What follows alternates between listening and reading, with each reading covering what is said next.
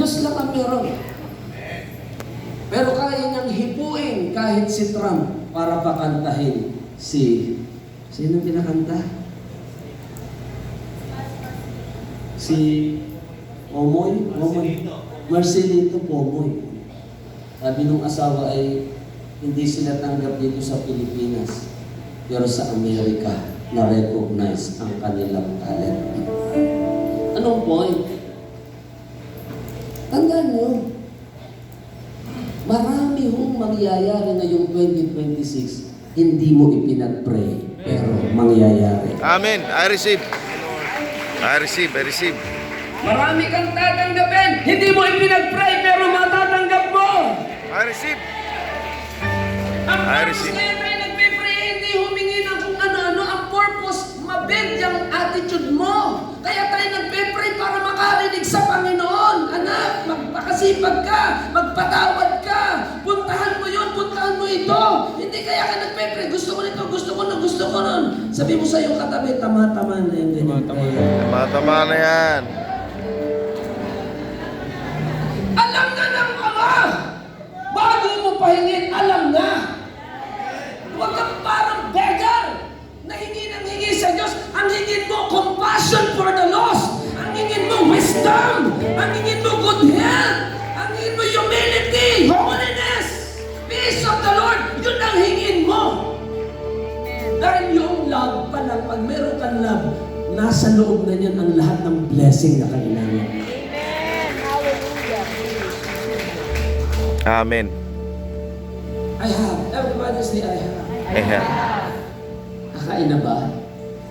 Mamaya na yung 5. Itin?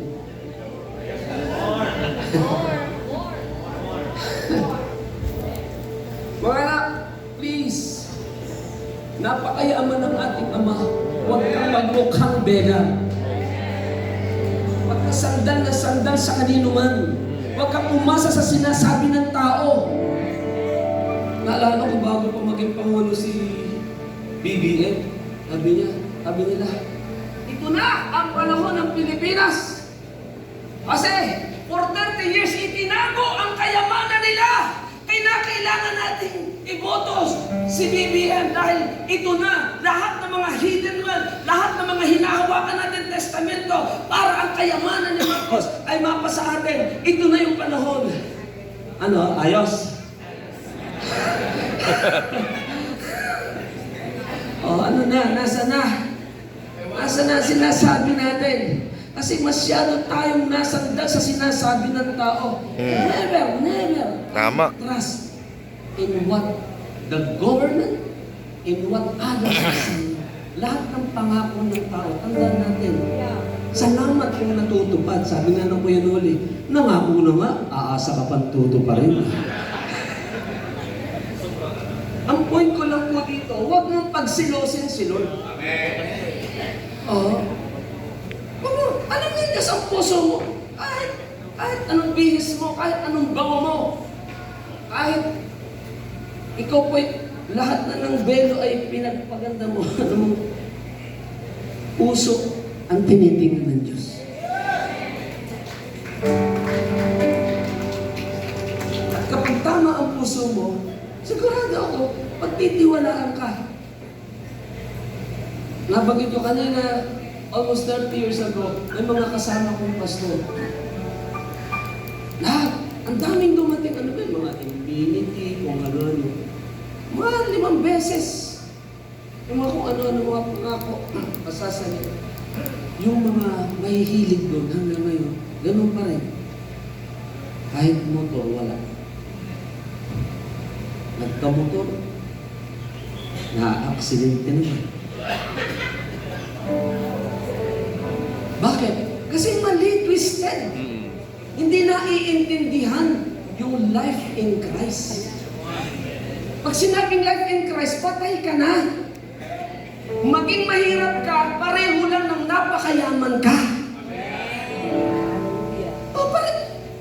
Kasi ang problema sa atin, nababago tayo ng ating kasikatan, ng ating katanyagan, ng ating kayamanan. Hindi ho gano'n. Ang tunay na nilingkod sa Diyos, walang makain at may masaganang pagkain. Pareho lang. Amen. Amen.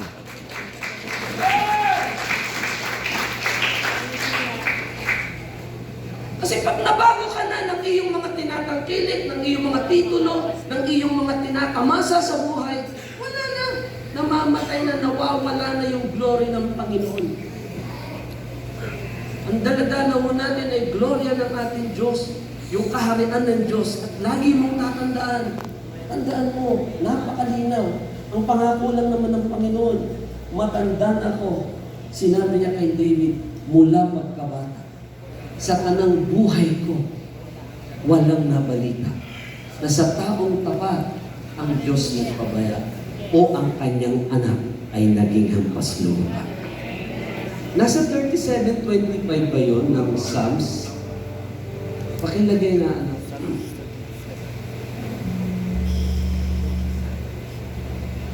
All my life you have been faithful.